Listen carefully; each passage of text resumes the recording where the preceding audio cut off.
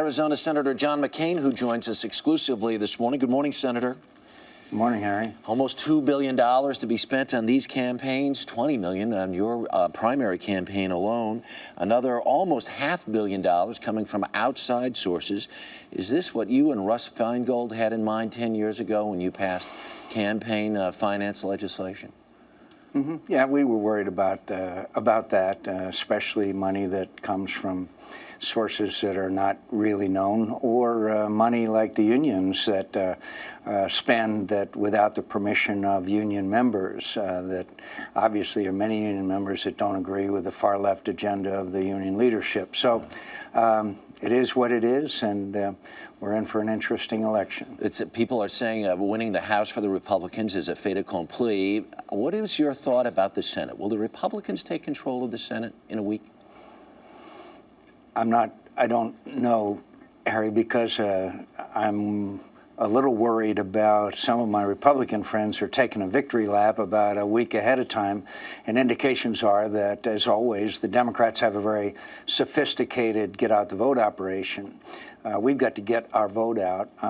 If I had to predict, and I'm very hesitant to do so, I think we will be up late or even after election night, waiting to see what happens in California and the state of Washington. I think the election will probably depend on that. You have a history as far as Senate majority. Yeah. You have a history of reaching across the aisle in the past and trying to work with Democratic colleagues, with a mixed House and Senate, and certainly a House majority facing a president come the first of the year.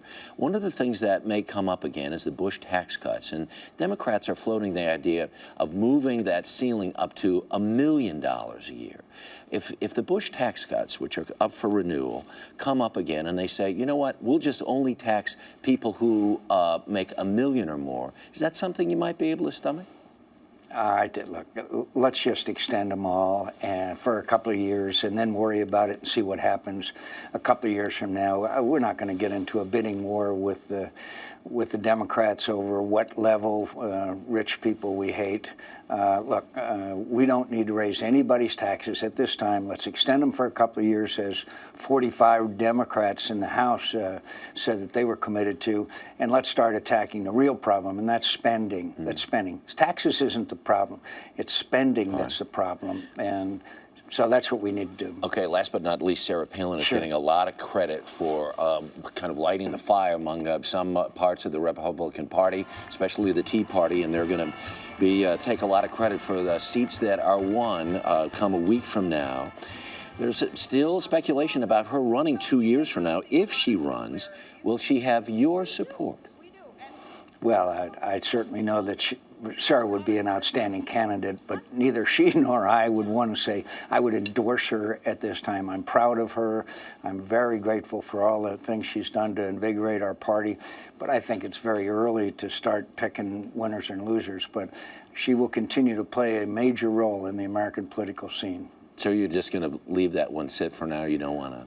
Oh, yeah, I think it's way early. Again, I don't think Sarah would want me to at this particular time before she's even made a decision. But I continue to hold her in the highest regard and continue to be entertained by the attacks of the liberal media against her. It's very entertaining to watch. Senator John McCain, always a pleasure to talk with you. Thank you very much for your time. You bet.